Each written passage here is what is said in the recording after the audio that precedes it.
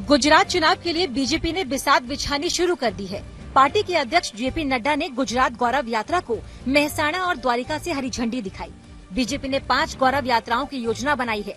कल तीसरी यात्रा की शुरुआत अमित शाह करेंगे।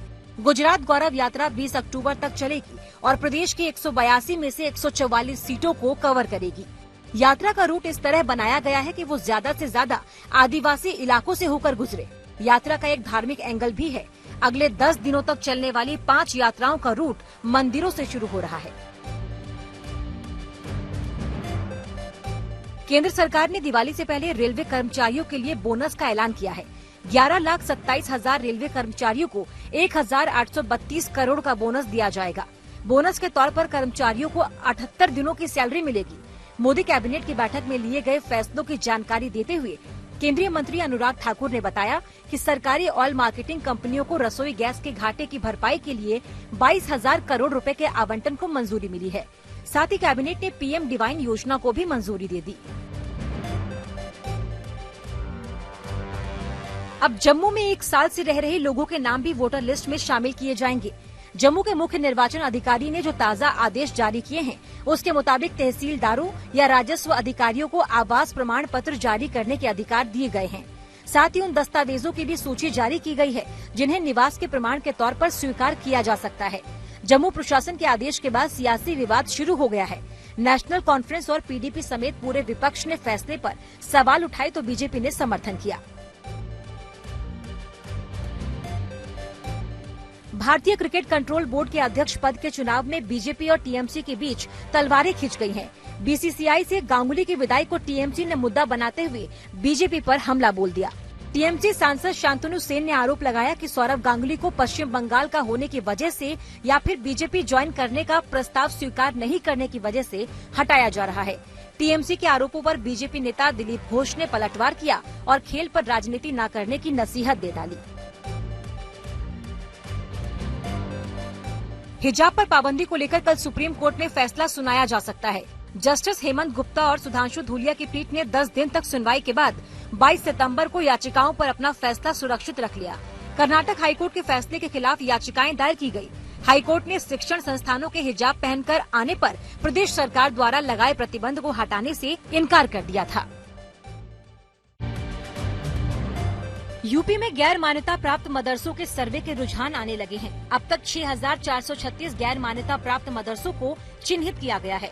जो मदरसे बिना रजिस्ट्रेशन के चलते मिले, उन्हें नोटिस भेजा जा रहा है। समाजवादी पार्टी से पूर्व विधायक हाजी जमीरुल्लाह ने चेतावनी दी है कि अगर जांच के बाद मदरसों पर पाबंदी लगाने की कोशिश की गई तो घर घर में मदरसे होंगे। इस बीच सर्वे पूरा करने की तारीख 20 अक्टूबर तक बढ़ा दी गई। दिल्ली की अदालत ने पहलवान सागर धनखड़ हत्या मामले में पहलवान सुशील कुमार समेत कुल 17 लोगों के खिलाफ आरोप तय किया। ये आरोप हत्या की कोशिश, दंगा और दूसरे आपराधिक धाराओं के तहत किए गए हैं। इस मामले में 17 में से 2 आरोपी फरार हैं। कोर्ट ने उन फरार आरोपियों के खिलाफ भी आरोप तय किया है। गौरतलब है कि 4 मई 2021 की रात छत्रसाल स्टेडियम में सागर और सोनू की कथित तौर पर बेरहमी से पिटाई की गई थी। अस्पताल में इलाज के दौरान सागर की मौत हो गई थी। सितंबर में खुदरा महंगाई दर बढ़कर 7.41% हो गई। अगस्त में आंकड़ा 4% पर था। वहीं 1 साल पहले यानी सितंबर 2021 में खुदरा महंगाई दर 4.35% थी। खुदरा महंगाई दर में ताज़ा बढ़ोतरी खाने पीने के सामान, खास तौर पर सब्जियों और दालों की कीमतों के बढ़ने की वजह से हुई। सितंबर महीने में खाने पीने की चीजों की महंगाई दर अगस्त के 7.62% से बढ़कर 8.6% पर आ गई। क्या आप जानते हैं भारत में 32 करोड़ लोग फेसबुक और 23 करोड़ लोग इंस्टाग्राम का इस्तेमाल करते हैं और आप भी शायद उनमें से एक जरूर होंगे। लेकिन कल्पना कीजिए अगर इन करोड़ों लोगों को रातों रात आतंकवादी घोषित कर दिया जाए और इन टेक्नोलॉजी कंपनियों को आतंकवादी संगठनों की सूची में डाल दिया जाए तो क्या होगा। आप शायद आज इसकी कल्पना भी न कर पाए, लेकिन रशिया के राष्ट्रपति व्लादिमीर पुतिन ने ठीक ऐसा ही किया है।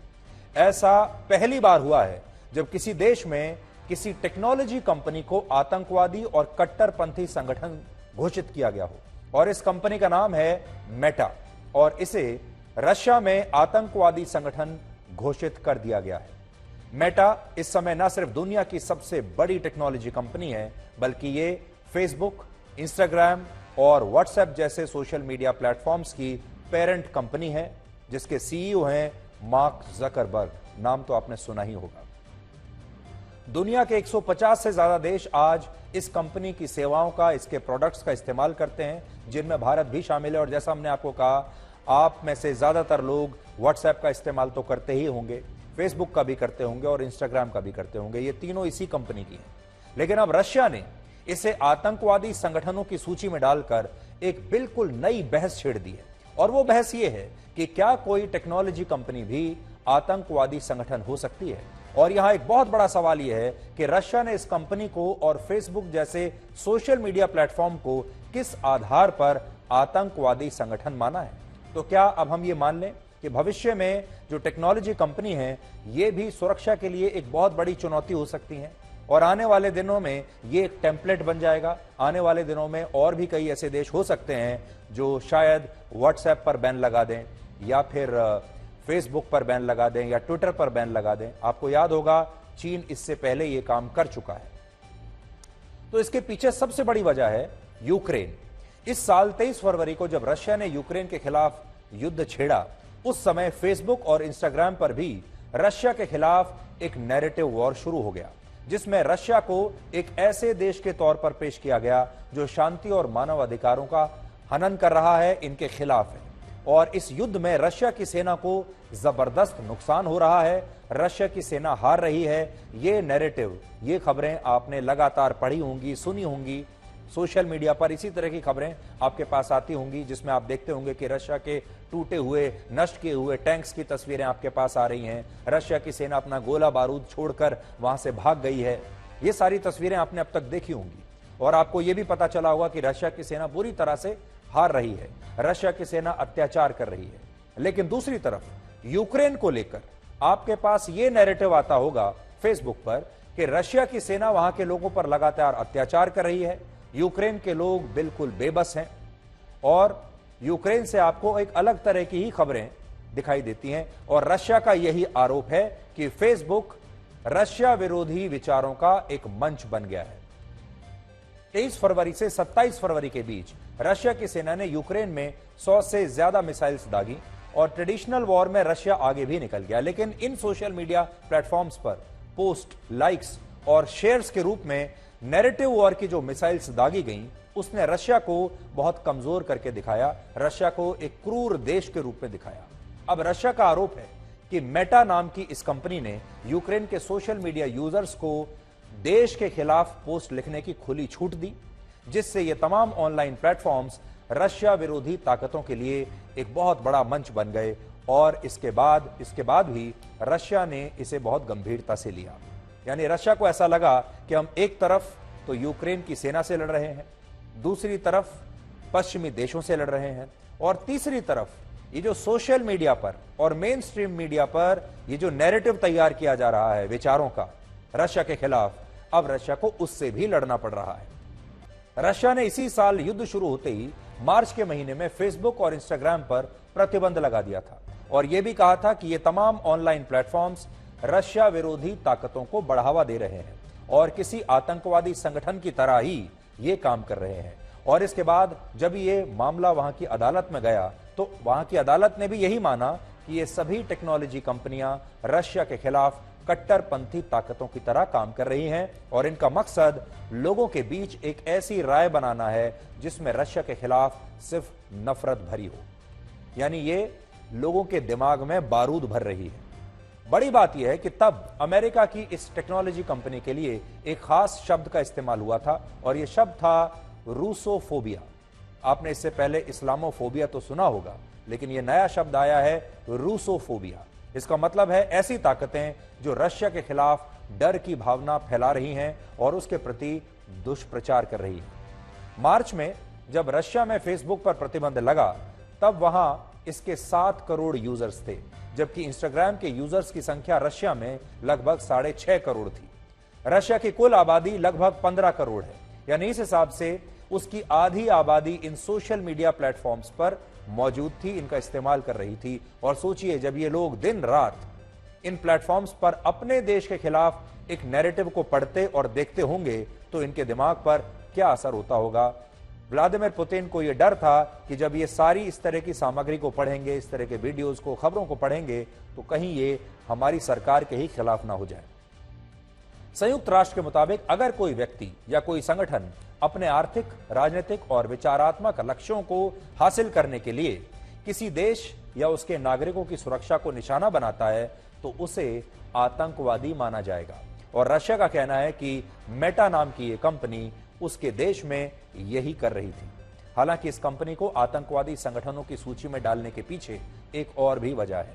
असल में रशिया ने फेसबुक और इंस्टाग्राम पर मार्च में ही प्रतिबंध लगा दिया था, लेकिन इसके बावजूद वर्चुअल प्राइवेट नेटवर्क यानी वीपीएन के जरिए रशिया के लाखों लोग इन ऐप्स का तब भी इस्तेमाल कर रहे थे और रशिया की सुरक्षा एजेंसियां चाहकर भी इसे रोक नहीं पा रही थी।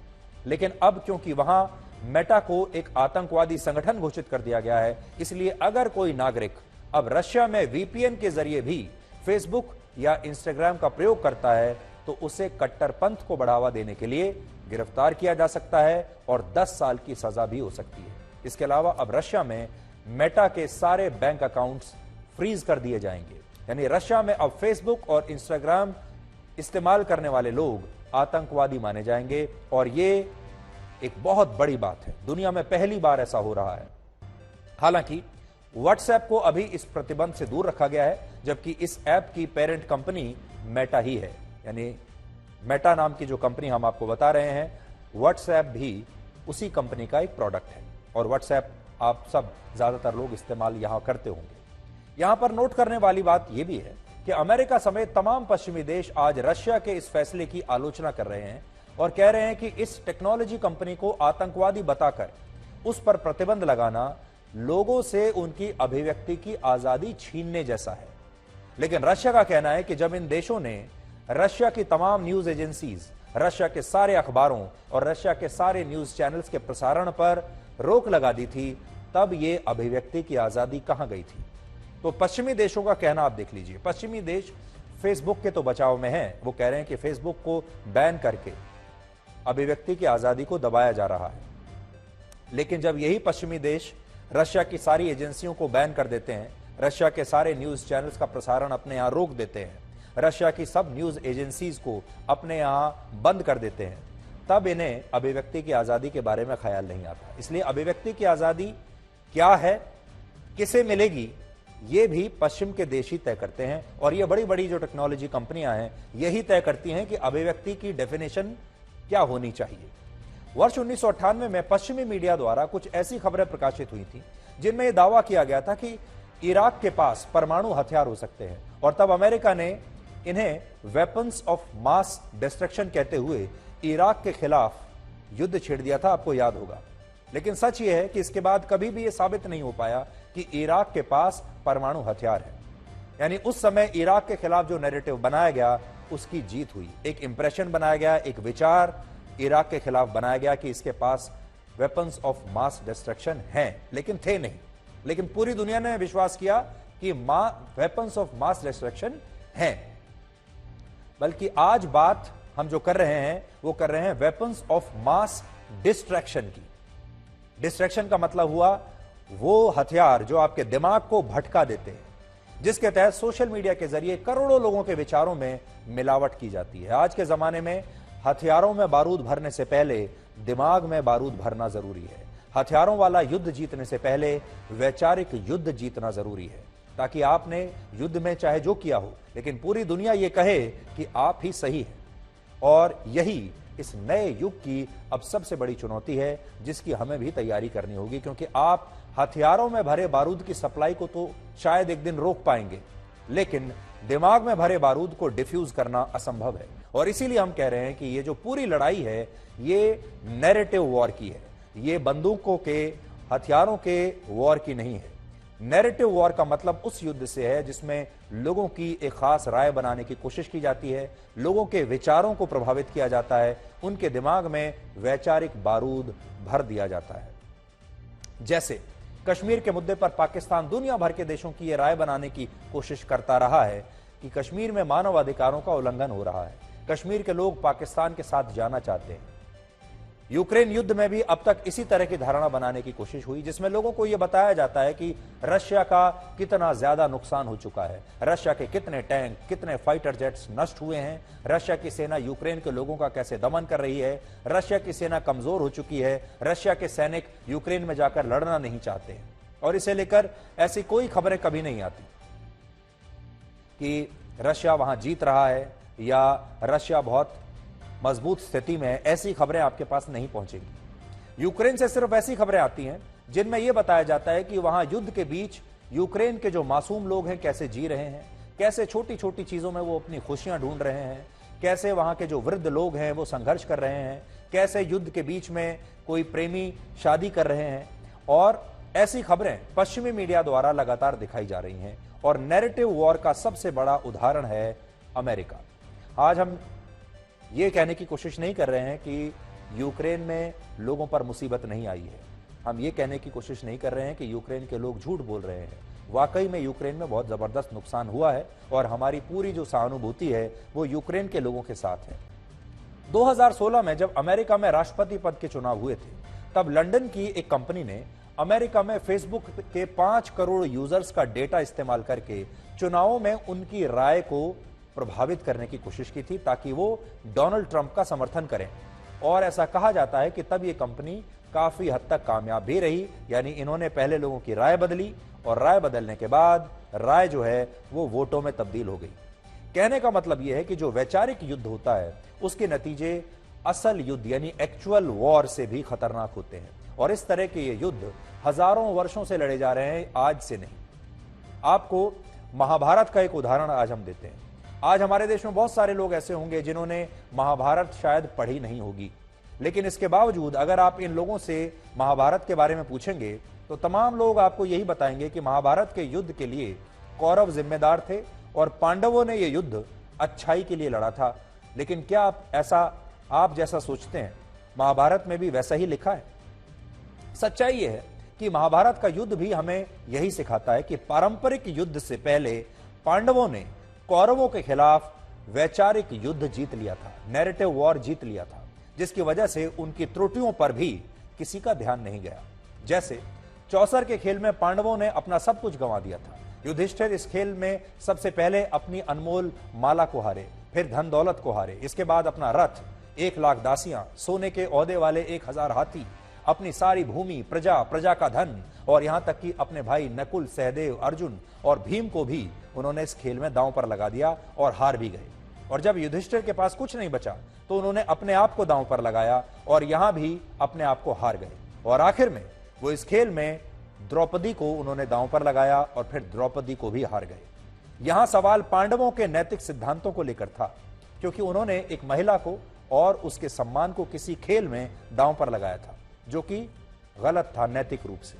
लेकिन जब कौरवों ने द्रौपदी का चीरहरण किया तो पांडवों ने उनके खिलाफ ये नैरेटिव वॉर जीत लिया और कौरवों की इसके लिए हमेशा से आलोचना हुई। कौरवों ने जो किया वो गलत किया, लेकिन क्या पांडवों ने द्रौपदी को दांव पर लगाकर सही किया था? इसी को कहते हैं नैरेटिव वॉर। इसी को कहते हैं कि विचारों का जो युद्ध होता है, असली युद्ध से पहले वैचारिक युद्ध को जीतना आवश्यक होता है। यानी जो लोगों की धारणा होती है वो बहुत मायने रखती है। और ये जो बड़ी बड़ी दुनिया की टेक्नोलॉजी कंपनियां हैं, ये आपकी धारणा को, आपके विचारों को, किसी खास चीज को लेकर, किसी खास देश को लेकर उसकी छवि को डिजाइन करने का काम करती हैं और फिर जैसा कंटेंट ये आपको भेजती हैं, आप वैसा ही सोचना शुरू कर देते हैं। एक और उदाहरण देखिए। आज दुनिया की 66% आबादी यानी लगभग 530 करोड़ लोग इंटरनेट का इस्तेमाल करते हैं, जिनमें 70 करोड़ लोग सिर्फ भारत के हैं। इसके अलावा आज मेटा दुनिया की सबसे बड़ी टेक्नोलॉजी कंपनी है, जिसके पास फेसबुक, इंस्टाग्राम और व्हाट्सएप जैसे 3 सबसे बड़े सोशल मीडिया प्लेटफॉर्म्स हैं। फेसबुक के आज दुनिया में 291 करोड़, इंस्टाग्राम के 147 करोड़ और व्हाट्सएप के 200 करोड़ यूजर्स हैं। और एक तरह से देखें तो इस कंपनी ने दुनिया के लगभग 300 करोड़ लोगों को अपनी मुट्ठी में लिया हुआ है और उनमें आप भी। अगर यह कंपनी आज एक देश होती तो पूरी दुनिया में इसकी आबादी सबसे ज्यादा होती, यह सबसे बड़ा देश होती और भारत और चीन जैसे देश भी इससे पीछे होते। भारत और चीन की कुल आबादी को भी अगर आप मिला लेंगे तब भी फेसबुक जो नाम का देश है ये उनसे भारी ही पड़ेगा उन पर। यानी इन टेक्नोलॉजी कंपनियों की ताकत बड़े बड़े देशों से भी ज्यादा है। और इसीलिए सोचिए, आज अगर ये बड़ी कंपनियां ये तय कर लें कि वो आपके देश के खिलाफ कुछ खास खबरों और जानकारियों को ही एक खास तरीके से आपके सामने पेश करेंगी, तो आप क्या करेंगे? आप शायद कुछ नहीं कर पाएंगे, बल्कि आप दिन रात इस फेक नैरेटिव को पढ़ पढ़ कर ये मानने लगेंगे कि आपके देश में ही शायद कोई कमी है, आपके अंदर ही कोई कमी है, आपके समाज में ही कोई कमी है, आपकी प्रतिभा में ही कोई कमी है, और आपको अपने देश से ही शायद नफरत होने लगेगी और आप एक दिन बागी बन जाएंगे। और यही बात आज रशिया कह रहा है, और कुछ साल पहले तक यही बात चीन कहता था। चीन ने तो बहुत पहले ही अपने देश में पश्चिमी देशों के इन ऑनलाइन प्लेटफॉर्म्स को बैन कर दिया था, और आज चीन में ना तो फेसबुक है, ना इंस्टाग्राम है, ना व्हाट्सएप है, ना ट्विटर है। लेकिन अब आप भारत को देखिए। भारत में ये तमाम ऑनलाइन प्लेटफॉर्म्स काम भी कर रहे हैं, और यहां इन पर भारत के बारे में, अलग अलग खबरों के बारे में फेक न्यूज और फेक नैरेटिव गढ़ने के आरोप भी अक्सर लगते रहते हैं। लेकिन इसके बावजूद इन पर कभी भी कोई कार्रवाई नहीं हो पाती, जबकि दूसरे देशों में ये कंपनियां ऐसा नहीं कर पाती। भारत में तो ये मनमानी कर रही हैं, दूसरे देशों में नहीं कर पाती। उदाहरण के लिए अमेरिका, ब्रिटेन और दूसरे पश्चिमी देशों में फेसबुक और उसकी दूसरी सहयोगी कंपनियों पर यूजर्स का डेटा लीक करने और उनकी निजी जानकारियों को विज्ञापनों के लिए बेचने के आरोप लग चुके हैं। यानी ये लोगों का निजी डेटा बेचती हैं और पैसा कमाती हैं। और इन मामलों में इस कंपनी के सीईओ मार्क जकरबर्ग और दूसरे बड़े अधिकारी अमेरिका की सेनेट से लेकर वहां की तमाम अदालतों और अलग अलग संसदीय समितियों के सामने पेश हो चुके हैं। और हर बार जब भी उनसे वहां कोई सवाल पूछा जाता है तो वो यही कहते हैं, आई एम सॉरी, तुरंत माफी मांग लेते हैं। और वहां ये कंपनियां चुपचाप जुर्माना भी भर देती है।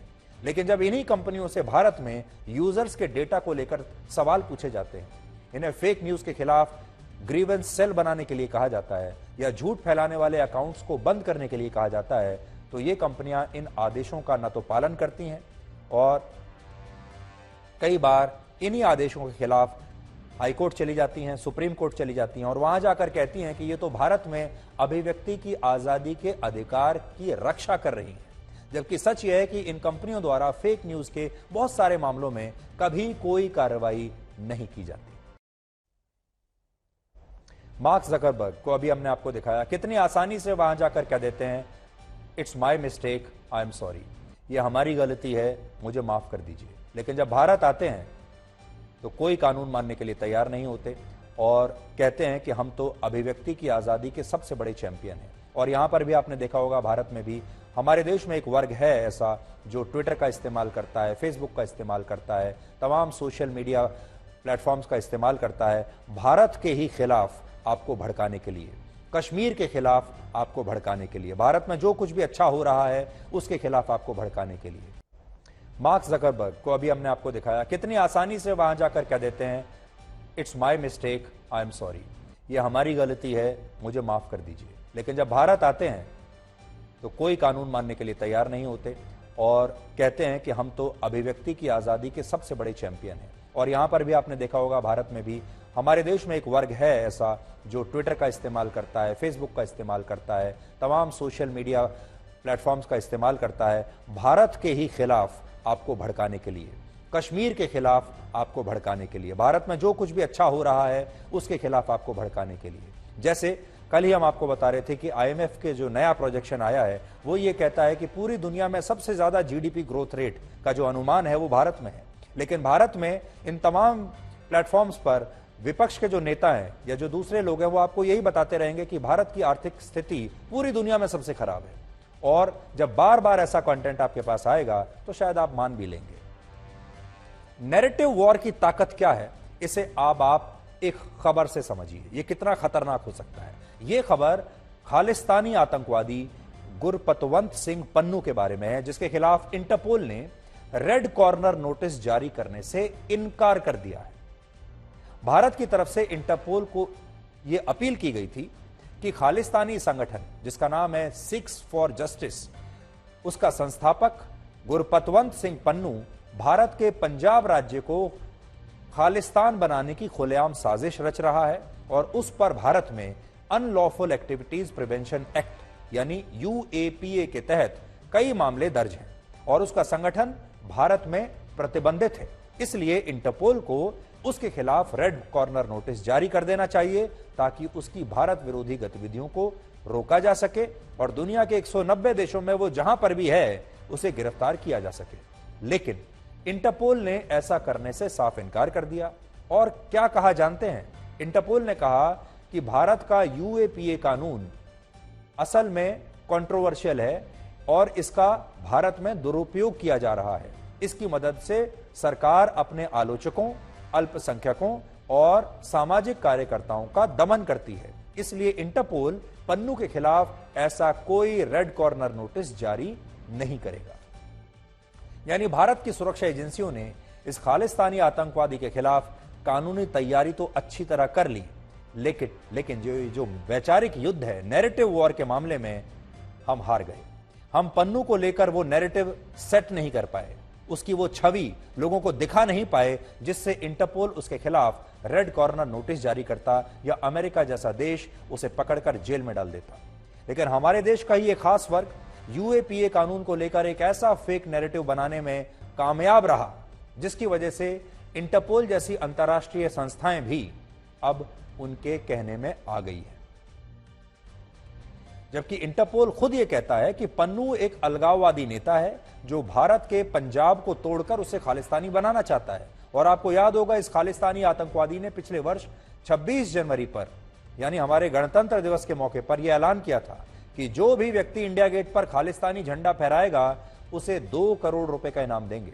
उस समय इंडिया गेट पर ऐसी कोई घटना तो नहीं हुई, लेकिन लाल किले पर एक धार्मिक झंडा जरूर फहराया गया था। और आज ये आतंकवादी कनाडा के कई शहरों में खुलेआम खालिस्तान को लेकर रेफरेंडम करवा रहा है, जनमत संग्रह करवा रहा है, वोटिंग करवा रहा है। लेकिन इसके बावजूद इंटरपोल ने इसके खिलाफ रेड कॉर्नर नोटिस जारी करने से इनकार कर दिया। तो आप जो वैचारिक युद्ध है, आज शायद इससे आप उसके महत्व को समझ पाएंगे। हमारे देश में जब किसी व्यक्ति की शादी होती है और शादी के बाद अचानक लोगों का वजन बढ़ने लगता है तो बाहर के लोग अक्सर यही कहते हैं कि शादी की खुशी ने उस व्यक्ति को मोटा कर दिया।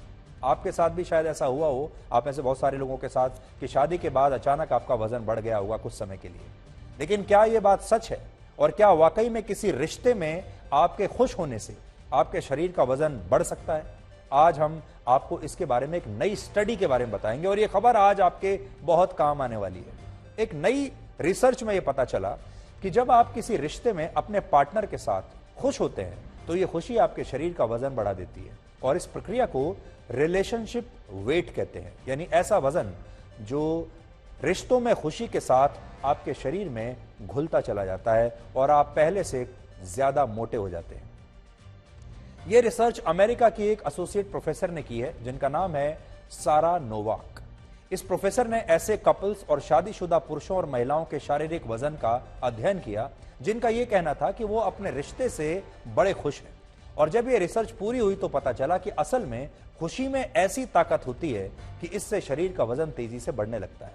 जैसे इस रिसर्च में वेंडी नाम की एक महिला के बारे में बताया गया जो 26 साल की उम्र में बिल्कुल फिट थी, कोई फैट नहीं था शरीर पर। लेकिन जैसे ही वो एक रिश्ते में आई, एक रिलेशनशिप में आई और उसने एक लड़के से मिलना शुरू किया तो खुशी से उसका वजन 11 किलोग्राम तक बढ़ गया। और बाद में स्थिति ये हो गई कि यह महिला जब आईने में अपने आप को देखती थी तो उसे अपने वजन पर यकीन नहीं होता था।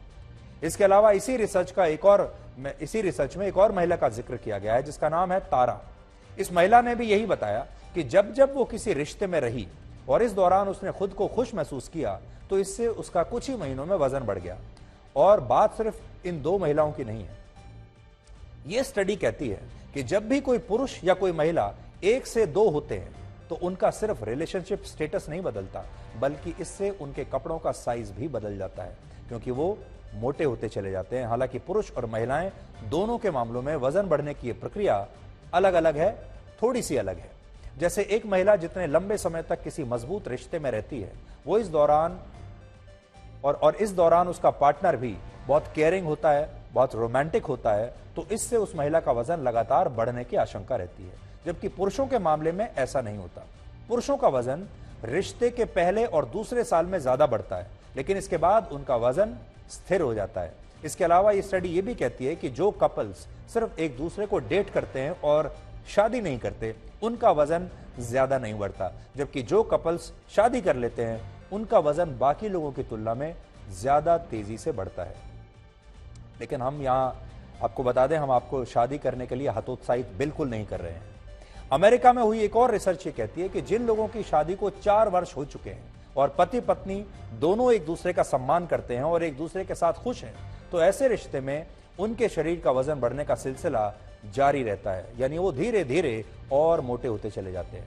हालांकि यहां आपके मन में यह सवाल जरूर होगा कि आखिर आपकी खुशी आपके शरीर का वजन कैसे बढ़ा सकती है। तो इसके पीछे का कारण बड़ा दिलचस्प है। दरअसल ये सब कुछ उस जंक फूड की वजह से होता है जो लोग किसी रिश्ते में अपनी खुशी को बांटने के लिए या उसे सेलिब्रेट करने के लिए खाते हैं।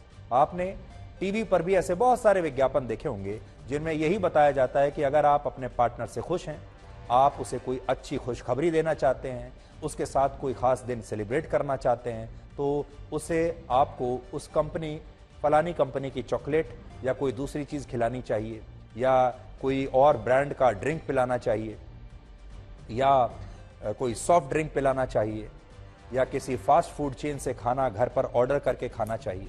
हमारे देश में जब कोई परिवार किसी चीज को, किसी मौके को सेलिब्रेट करता है तो सबसे पहले यही कहा जाता है कि आज खाना बाहर से मंगाते हैं और आज सभी लोग बाहर खाना खाने चलेंगे। यानी जो खाना है वो आपकी खुशी का सबसे बड़ा आधार होता है। आप कुछ ना कुछ अच्छा खाकर सेलिब्रेट करना चाहते हैं। जब जरूरत से ज्यादा आप खुशी की वजह से खाना खाने लगते हैं, जंक फूड खाने लगते हैं, तो इससे आपके शरीर का वजन बढ़ता है। इसके अलावा जिन लोगों की नई नई शादी होती है उनका भी कैलोरी इंटेक अक्सर बढ़ जाता है, क्योंकि हमारे देश में, अगर हम अपने देश की बात करें, तो शादी के बाद पत्नियां अपने पति को हर रोज कुछ नया अच्छा खाना पकाकर खिलाती हैं, जबकि पति अपनी पत्नी को खुश करने के लिए अक्सर उन्हें बाहर खाना खिलाने के लिए लेकर जाते हैं। और यही सारी चीजें और आपकी खुशी आपके शरीर का वजन बढ़ाती चली जाती है। और इसके अलावा खुशी आपके शरीर में एक बहुत बड़ा बदलाव लेकर आती है। असल में जब आप अपने पार्टनर के साथ खुश होते हैं तो इस खुशी की वजह से आपका दिमाग सेरोटोनिन नाम का एक हार्मोन तेजी से रिलीज करने लगता है, जिससे आपके दिमाग को यह मैसेज नहीं मिल पाता कि आपके शरीर को कितना खाना खाना चाहिए और कब आपको रुक जाना चाहिए। यानी इस हार्मोन की वजह से आपका कैलोरी इंटेक बढ़ जाता है और आपकी खुशी आपके शरीर पर मोटापे के रूप में साफ साफ दिखाई देने लगती है।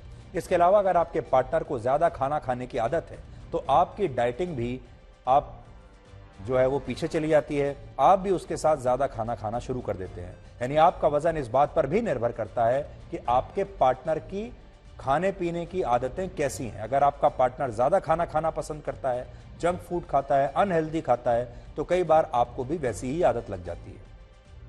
सबसे दिलचस्प बात यह है कि जहां किसी रिश्ते में खुश रहने से मोटापा बढ़ता है, तो वहीं दूसरी तरफ जो लोग सिंगल रहते हैं या किसी रिश्ते में वो खुश नहीं है, तब क्या उनका वजन भी कम होता है? तो ये बात सही है। अगर आप रिश्ते में खुश नहीं हैं और अगर आप सिंगल हैं तो आपका वजन नहीं बढ़ता। और वो इसलिए क्योंकि ऐसे रिश्तों में लोग या तो अकेले रहने लगते हैं या अपने पार्टनर के प्रति मोहभंग होने से वो नए साथी की तलाश में जुट जाते हैं और इस दौरान वो अपने शरीर का पहले से ज्यादा ध्यान रखने लगते हैं, अपने फिटनेस पर ज्यादा ध्यान देने लगते हैं। इसके अलावा इसी रिसर्च में यह भी कहा गया कि जो लोग अपने रिश्तों को समय नहीं देना चाहते, उन लोगों के पास जिम के लिए, वर्कआउट करने के लिए ज्यादा समय होता है। यानी वो रिश्ते से ज्यादा अपने शरीर को प्राथमिकता देने लगते हैं और फिर वो बाकी लोगों के मुकाबले ज्यादा फिट दिखते हैं। जब आप हैप्पी रिलेशनशिप में होते हो तो आप अपने फिजिकल एट्रीब्यूट्स के ऊपर ध्यान देना थोड़ा कम कर देते हो, क्योंकि आपको लगता है कि मेरा पार्टनर मुझसे तब भी प्यार करेगा इररिस्पेक्टिव ऑफ कि हम वेट गेन करें या लूज करें। तो हमारा अपने फिजिकल एट्रीब्यूट्स की तरफ ध्यान थोड़ा कम हो जाता है। पर अब इसके लिए हम क्या करें? इसके लिए आपको अपने पार्टनर में से और अपने फिजिकल हेल्थ की रिलेशनशिप में से किसी एक को चूज करना जरूरी नहीं है। आप एक कॉमन ग्राउंड ढूंढ सकते हैं, जैसे कि साथ में जिम ज्वाइन करना, अगर आप कहीं घूमने जा रहे हैं तो वहां पे हाइकिंग्स पे जाना, थोड़े से ट्रैक्स करना, साथ में वॉक करना, साथ में साइकिलिंग के लिए जाना या माउंटेन क्लाइंबिंग वाली ऐसी कोई क्लासेस ज्वाइन करना। कोई भी ऐसी चीज जिसमें आप अपने पार्टनर का साथ भी इंजॉय कर सको और अपनी फिजिकल हेल्थ के ऊपर ध्यान भी दे सको। हम आपको उड़ने वाली कार की एक शानदार टेस्ट ड्राइव पर लेकर चलते हैं। आप तो जानते हैं ब्लैक एंड व्हाइट में हम हमेशा आपको नई टेक्नोलॉजी के बारे में बताते रहते हैं। दुबई में पहली बार उड़ने वाली कार का एक सफल परीक्षण हुआ है। चीन की एक कंपनी ने इस फ्लाइंग कार का निर्माण किया है और इस कार का नाम है X2। इस कार में 2 लोग बैठ सकते हैं और दुबई में जिस कार का परीक्षण किया गया वो मानव रहित थी, इसमें कोई बैठा हुआ नहीं था। उड़ने वाली कार को अभी किसी भी तरह की सेवा में इस्तेमाल करने में और समय लगेगा, लेकिन लोगों ने इसे लेकर बहुत उत्साह दिखाया है। अब आपको इस कार की कुछ खासियत बताते हैं। तस्वीर तो आपने देखी ली। पहली खासियत यह है कि इसकी रफ्तार, उड़ने वाली ये कार 130 किलोमीटर प्रति घंटे की रफ्तार से उड़ सकती है। इस कार को कार्बन फाइबर से बनाया गया है, जिसकी वजह से इसका वजन बहुत कम है, बहुत हल्की है। ये कार पूरी तरह से इलेक्ट्रिक है और बिल्कुल प्रदूषण नहीं करती। कार को सिर्फ एक बटन से स्टार्ट किया जा सकता है, यानी बटन स्टार्ट है, और कार 500 किलोग्राम तक का वजन उठा सकती है। शहरों में इन दिनों ट्रैफिक की समस्या बहुत भयंकर है। आप भी दिन रात ट्रैफिक में फंसे रहते होंगे और ऐसे समय में इस तरह की जो गाड़ियां हैं उड़ने वाली, ये बहुत राहत दे सकती है। Point to point take off landing emergency के समय काफी कारगर साबित होती है। एयर एम्बुलेंस जैसे कामों के लिए ये शानदार विकल्प है और इसी तरह फायर सर्विस के लिए भी ये बहुत उपयोगी साबित हो सकती है। यानी जहां इंसान नहीं पहुंच सकते या जहां हमारे पास जो गाड़ियां हैं वो पहुंच नहीं सकती, वहां इस तरह की उड़ने वाली कार बहुत कामयाब हो सकती है। इस कार के लिए किसी रनवे की आवश्यकता नहीं है। ये किसी भी मैदान, छत या पार्क में या किसी भी छोटी पार्किंग पर ये लैंड कर सकती है। अब हम आपको बताते हैं कि इस कार के परीक्षण के बाद किन बातों में अभी और बहुत सुधार की आवश्यकता महसूस हुई है। इस कार की बैटरी की जो पावर है, बैटरी पावर काफी कम है और इस कार के जरिए सिर्फ 90 मिनट का सफर ही तय किया जा सकता है। इस तरह की कारों के लिए अभी ज्यादातर देशों में बुनियादी ढांचा तैयार नहीं है। अभी इस तरह की कार की कीमत बहुत ज्यादा भी होगी, बहुत महंगी होंगी, यानी आम लोगों के लिए इसे खरीदना अभी भी संभव नहीं होगा। तो अभी ये जो टेक्नोलॉजी नई आई है, इसमें सबसे बड़ी समस्या तो जो लोगों को आ रही है वो ये है कि इनकी जो बैटरी पावर होती है, बैटरी लाइफ होती है, वो बहुत कम होती है। तो अभी दुनिया भर की जो बड़ी टेक्नोलॉजी कंपनियां हैं, उन्हें सबसे पहले तो इलेक्ट्रिक कार्स और फ्लाइंग कार्स की बैटरी की क्षमता पर उन्हें सबसे पहले काम करना होगा, क्योंकि इनकी जो बैटरी की क्षमता है वो बहुत ही कम है।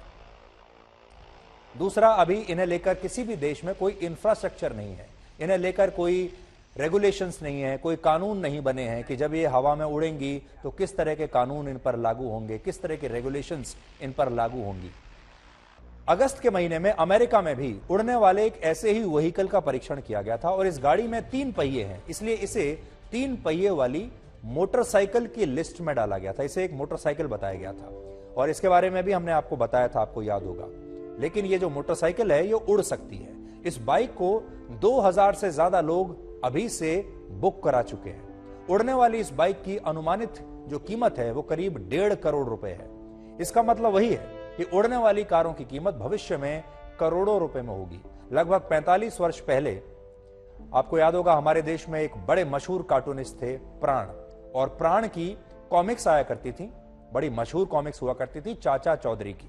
और उस दौरान एक कॉमिक्स आई थी चाचा चौधरी और उड़ने वाली कार। ये तो बात हम आपको 40-45 साल पहले की बता रहे हैं। उस समय कार्टूनिस्ट प्राण की कल्पना में ऐसी ही कार थी जो उड़ सकती थी, लेकिन आज ये बात साकार हो चुकी। जब हम इस तरह की कॉमिक्स को पढ़ते थे तो हम सोचते थे, हम कल्पना की दुनिया में चले जाते थे और ऐसा लगता था ये असंभव सी बात है, जैसे हम कोई सपना देख रहे हैं। लेकिन इस कार्टून में जो आपको दिखाया गया है वो आज सच हो गया है। आवश्यकता आविष्कार की जननी होती है और आज लगभग दुनिया के सभी बड़े शहरों में इस बात की आवश्यकता महसूस की जा रही है कि उड़ने वाली कार होनी चाहिए। दुबई में कार के सफल परीक्षण के बाद अब यह उम्मीद की जा रही है कि कुछ आवश्यक सेवाओं के लिए ही सही, लेकिन उड़ने वाली कार में शायद लोग बैठ पाएंगे और इसका इस्तेमाल बहुत जल्द शुरू हो पाएगा।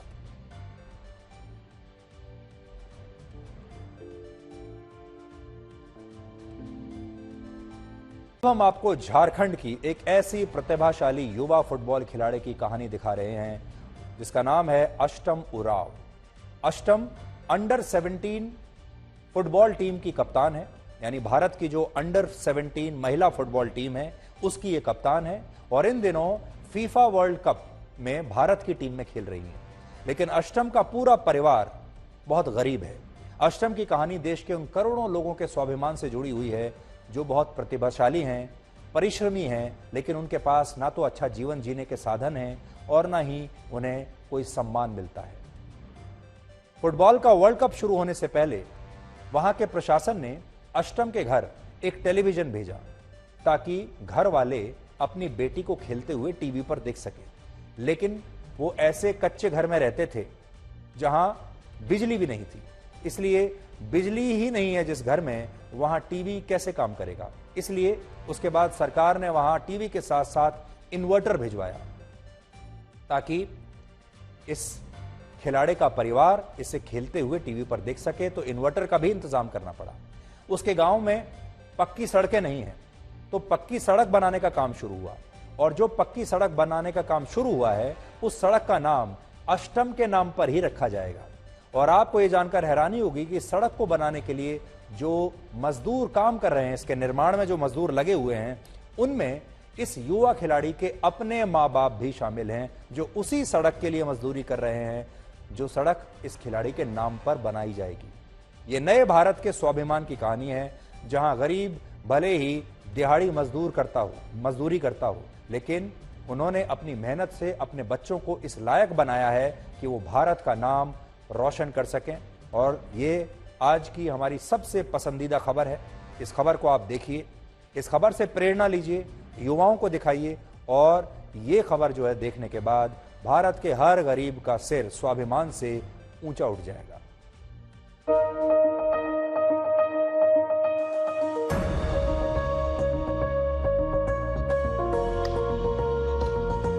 ये सड़क अष्टम के घर के ठीक सामने बन रही है।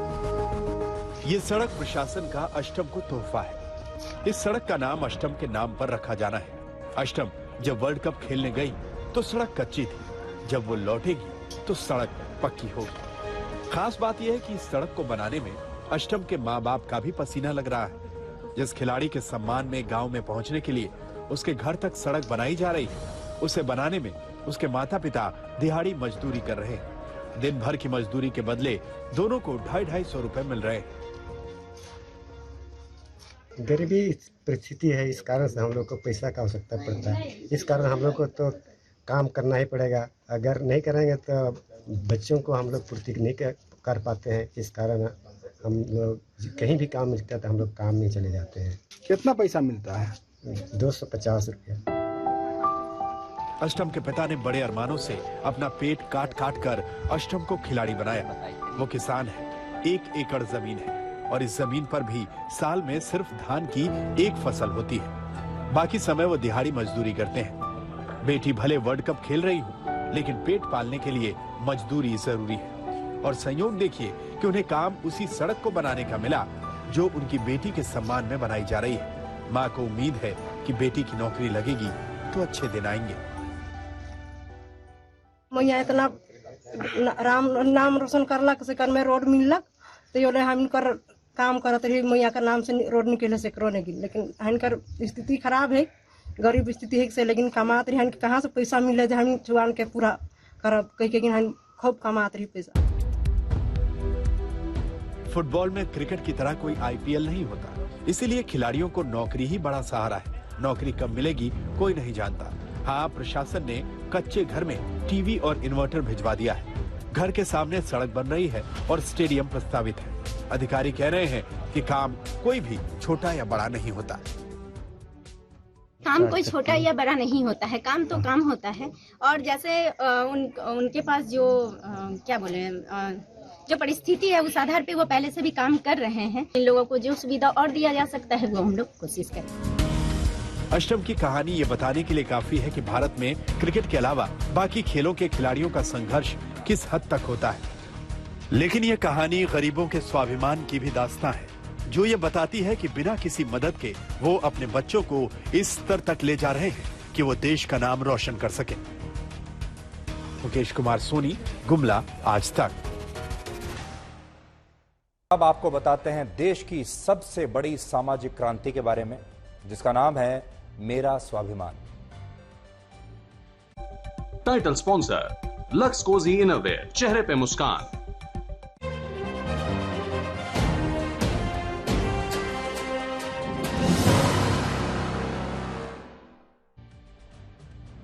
एक अच्छी शुरुआत धीरे धीरे कैसे एक बहुत बड़े आंदोलन में बदल जाती है, इसे आप हमारे इस अभियान से समझ सकते हैं। ईमानदार और परिश्रमी श्रमिकों को उनका हक मिले और समाज में उन्हें उचित सम्मान मिले, इस मुहिम के माध्यम से हम बस यही चाहते हैं। और हमें बहुत खुशी है आज आपको ये बताते हुए कि हमारी आवाज अब देश के कोने कोने तक पहुंच रही है।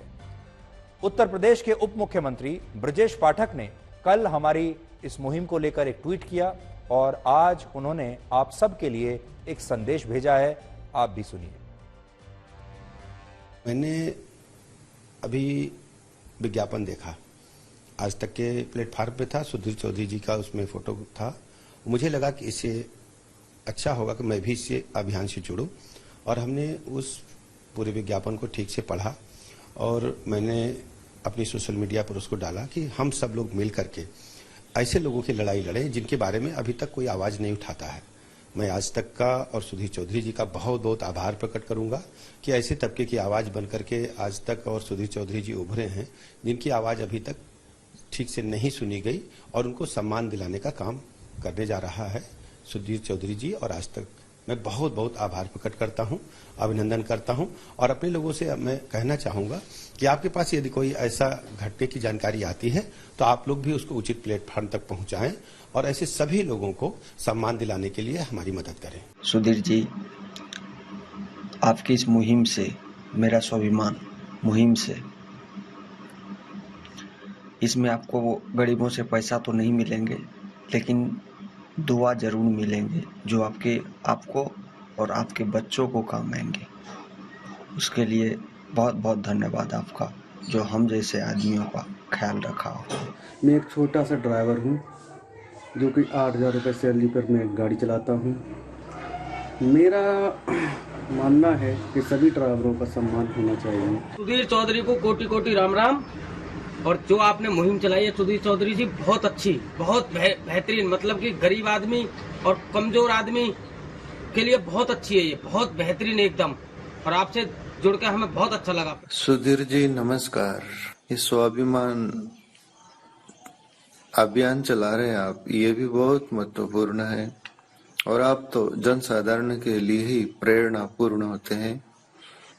धन्यवाद, बहुत बहुत धन्यवाद। बहुत बहुत प्रशंसा, बहुत बहुत आपका अभिनंदन है कि आपने मेरा स्वाभिमान अभियान की शुरुआत करके सभी जनमानस में, सब इस देश के सभी लोगों के बीच एक ऐसी मुहिम आपने छेड़ी है कि हर व्यक्ति अपने मन की बात, अपनी तमाम तरह की विरोधाभासों को आपके पास रख पाएगा। आपको अगर आपके साथ या आपके आसपास भी कोई ऐसी घटना हो रही है या हुई है जहां किसी के स्वाभिमान को चोट पहुंची है तो आप हमारी इस मुहिम के साथ जुड़ सकते हैं। अगर आपके पास कोई सुझाव है कि कैसे हम गरीब का स्वाभिमान उसे दोबारा दिला सकते हैं तो आप हमें अपने सुझाव भेज सकते हैं। अपना वीडियो शूट करके हमें इस नंबर पर आप भेजिए। नंबर है 8657900895 और आप देश की सबसे बड़ी सामाजिक क्रांति में अपनी भूमिका निभा सकते हैं।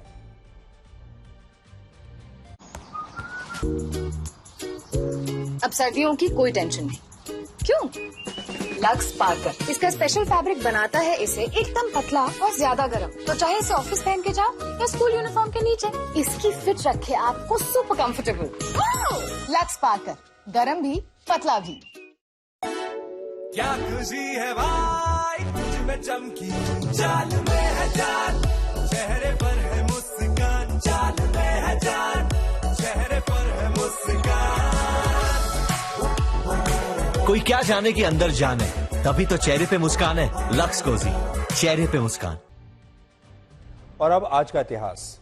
देश के महान विचारक और स्वतंत्रता सेनानी डॉक्टर राम मनोहर लोहिया का निधन आज ही के दिन वर्ष 1967 में हुआ था। राम मनोहर लोहिया को भारतीय राजनीति में गैर कांग्रेसवाद का शिल्पी कहा जाता है। वो चाहते थे कि दुनिया भर के समाजवादी लोग एकजुट होकर एक मजबूत मंच बनाएं और उन्होंने कई विषयों पर अपने विचारों को लिखा और उन्हें किताबों के रूप में प्रकाशित किया। उन्होंने 1951 में जनवाणी दिवस की शुरुआत की थी, जिसमें सभी सांसद आम लोगों की शिकायतों को दूर करने की कोशिश करते थे। बारिश के मौसम में अक्सर रेनकोट का इस्तेमाल आप भी करते होंगे। वर्ष 1823 में आज ही के दिन दुनिया के पहले रेनकोट की बिक्री शुरू हुई थी। स्कॉटलैंड में रहने वाले एक केमिस्ट चार्ल्स मैकिन्टॉश ने वाटरप्रूफ कपड़ों का आविष्कार किया था। हालांकि चार्ल्स मैकिन्टॉश द्वारा बनाया गया रेनकोट देखने में आज के रेनकोट जैसा बिल्कुल नहीं था। दुनिया के कई देशों में चार्ल्स मैकिन्टॉश द्वारा डिजाइन किए गए रेनकोट्स को आज भी उन्हीं के नाम पर मैकिन्टॉशेस कहा जाता है। और आखिर में आपके लिए हिंदी के मशहूर साहित्यकार निर्मल वर्मा का एक कथन। उन्होंने कहा था, सुख के लम्हे तक पहुंचते पहुंचते अक्सर हम उन लोगों से जुदा हो जाते हैं जिनके साथ हमने दुख झेलकर सुख का सपना देखा था। तो आज के लिए ब्लैक एंड व्हाइट में इतना ही। अब आपसे हमारी अगली मुलाकात होगी कल रात 9 बजे। तब तक आप खुश रहिए, सुरक्षित रहिए, स्वस्थ रहिए। नमस्कार।